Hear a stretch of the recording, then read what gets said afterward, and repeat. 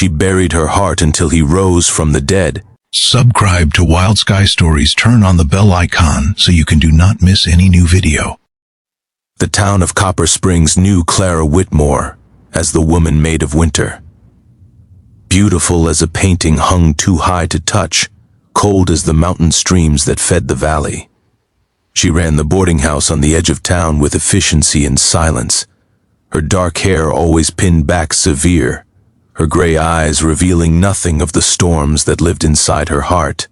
Cowboys came through by the dozen, ranchers, gamblers, drifters with dust on their boots and loneliness in their eyes. They all looked at Clara with hunger she pretended not to notice. They left coins on her counter and compliments hanging in the air like pipe dreams. Some tried flowers, some tried poetry. One fool tried whiskey and pretty words spoken too close to her ear. None of them ever climbed those stairs to her private room above the boarding house.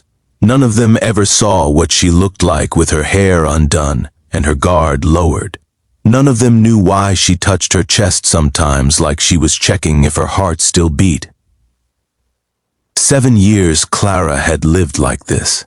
7 years of building walls higher than the mountains that surrounded this forgotten town. 7 years of telling herself that what died in Texas would stay buried.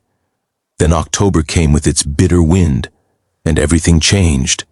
Clara was counting the day's earnings when the front door opened. The candles flickered. The floorboards groaned under heavy boots. She did not look up immediately because she had trained herself never to seem eager, never to seem interested, never to seem alive in any way that might invite someone closer. But then she smelled it. Leather and sage and something underneath that her body remembered before her mind could catch up. Her hands stopped moving over the coins. Her breath stopped somewhere between her lungs and her lips. She looked up, and there stood Samuel Crane, 7 years older, 7 years rougher, with a scar cutting through his left eyebrow and enough road dust on his shoulders to fill a grave. The coins scattered across the counter. Clara gripped the wooden edge to keep herself standing.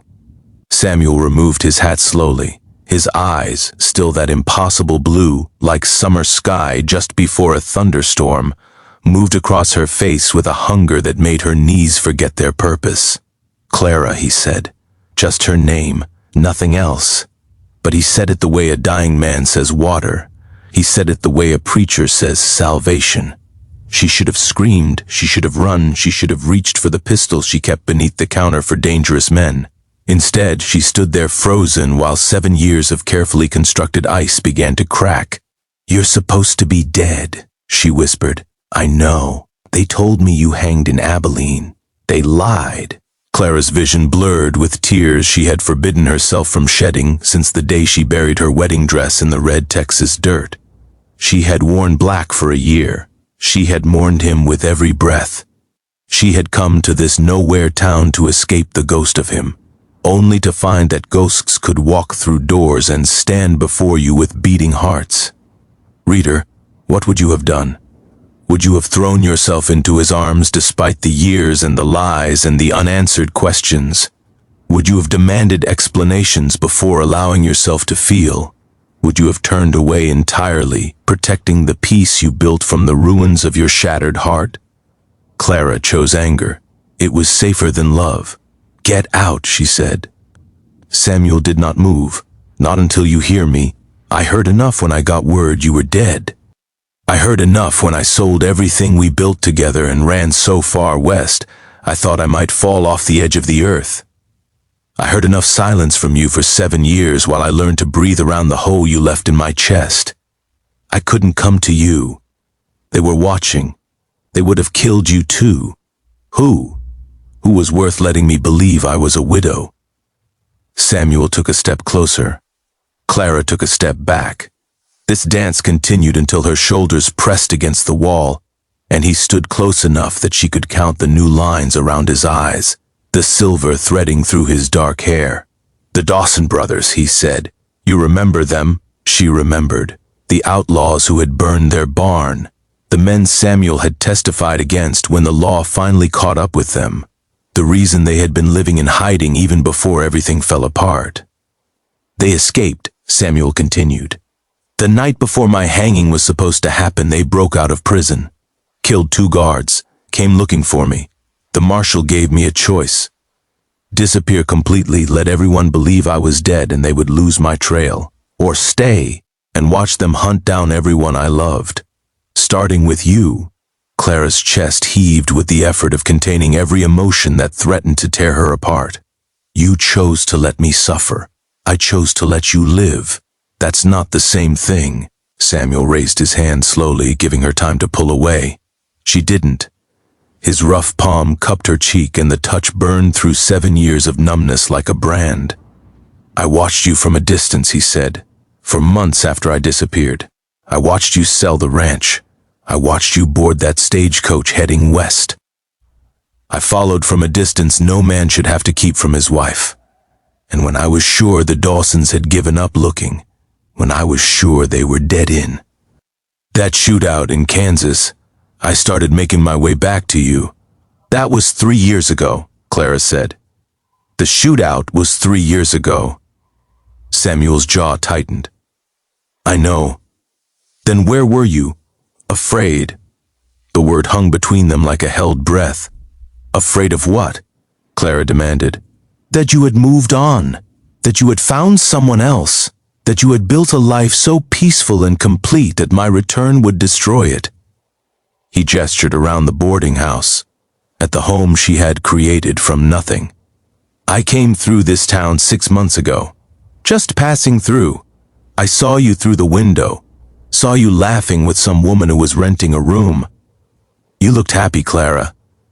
Happier than I ever saw you when we were running from one town to the next, always looking over our shoulders. I wasn't happy, Clara said. I was surviving. There's a difference. I know that now. I didn't know it then. Reader, if you were Clara, would you forgive him? Would the explanation be enough? Would you need more time, more proof, more assurance that he would never leave you standing in the ashes again? Clara searched his face for lies. She had become good at spotting them over the years. Drifters and gamblers had taught her to read men like books written in a language only pain could teach. But Samuel's eyes held only the same love they had held on their wedding day, when he had promised her forever, and she had believed him. Show me the proof, she said. Show me they're dead. Show me we're safe. Samuel reached into his coat and pulled out a folded newspaper, worn at the edges from being read and reread. The headline told of a shootout in a Kansas bank. 3 outlaws dead. The names of the Dawson brothers printed in black ink beneath a drawing of their faces. Clara read it twice, 3 times. Her hands trembled so badly, the paper rustled like leaves in a storm. It's over, Samuel said. It's been over. I was just too much of a coward to claim what I should have claimed the moment they were in the ground. The newspaper fell from Clara's fingers. The tears she had held back for 7 years broke free like a river bursting through a dam. She wept with her whole body, with every piece of herself that had been holding everything together, with threads made of stubbornness and solitude. Samuel gathered her against his chest, his arms wrapped around her like they had never let go. She felt his heart beating against her cheek, steady and real and alive. I thought you were dead, she sobbed. I thought I would never see you again. I know. I'm sorry. God, Clara, I'm so sorry. They stood there in the empty boarding house while candles burned low and the autumn wind rattled the windows. Clara wept until she had nothing left. Then she just breathed, in and out, matching the rhythm of his heart. I need time, she finally said. I'll wait, however long you need. It won't be easy. I've changed. I'm not the girl you married. I'm not the man who left you. Maybe we can figure out who we are together. Clara pulled back enough to look at him.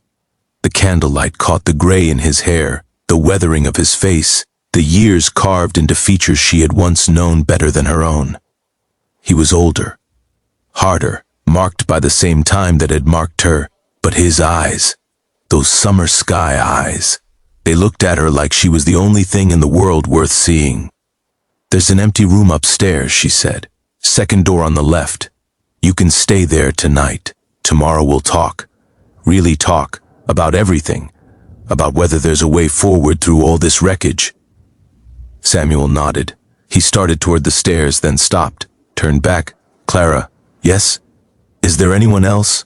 Anyone I need to worry about? She thought, oh, F all the men who had tried, all the flowers and the poetry and the pretty words.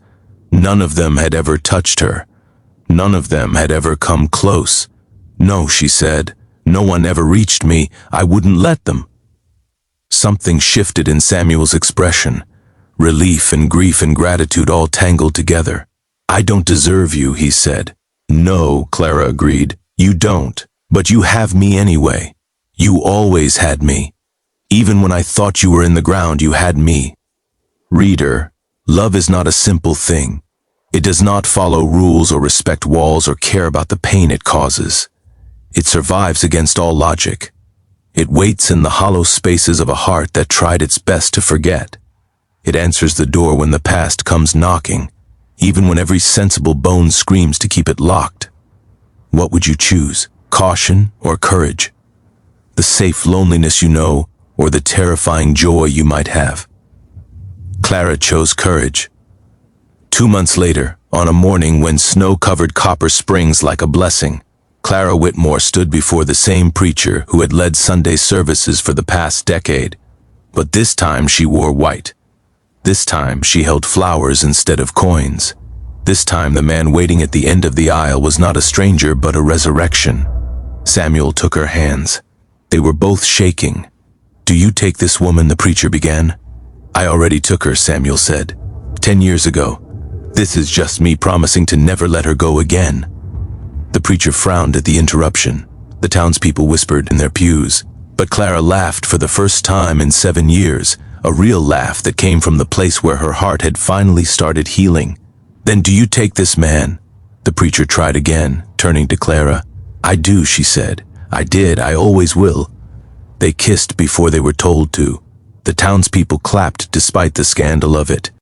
And when the ceremony ended, Samuel lifted Clara in his arms and carried her out of that little church into the snow.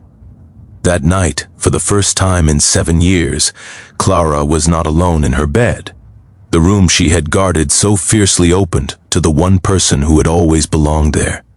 They talked until midnight. They held each other until dawn. They made plans for a future neither of them had dared to imagine. Spring came to Copper Springs with wildflowers and warm wind. The boarding house now had a new sign, Crane's Rest. Samuel worked the land behind the building, growing vegetables and raising horses. Clara continued running the front of house, but she smiled now. She laughed. She let herself be touched. The townspeople marveled at the change. The Ice Queen had melted. The Winter Woman had found her summer. But Clara knew the truth was simpler than that. She had never been cold. She had only been waiting for the past to knock on her door, waiting for the man she buried to return from the dead, waiting for the courage to choose love over safety, even when love had burned her once before. Some nights after the guests were settled and the candles were blown out, Clara and Samuel sat on the porch and watched the stars. He would hold her hand. She would lean into his warmth, and they would remember the years they lost, not with bitterness, but with gratitude that they had found their way back. Was it worth it? Clara asked one night. All that time apart, all that pain. Was it worth it to end up here? Samuel considered the question with the seriousness it deserved. I would have chosen differently if I could go back. I would have found a way to keep you with me. But I can't change the past. I can only try to make the future worthy of everything we survived. Clara leaned up and kissed him, soft and slow and full of promise. Then make it worth. Why? She said. Every single day. I will, he promised. I swear on everything I am, I will. And he did. Years later, when their hair had turned white and their grandchildren played in the fields behind the boarding house, Clara would look at Samuel and feel the same flutter she had felt on their first wedding day. The same flutter she had felt when he walked through her door after 7 years of silence. Love, she had learned, was not about perfection.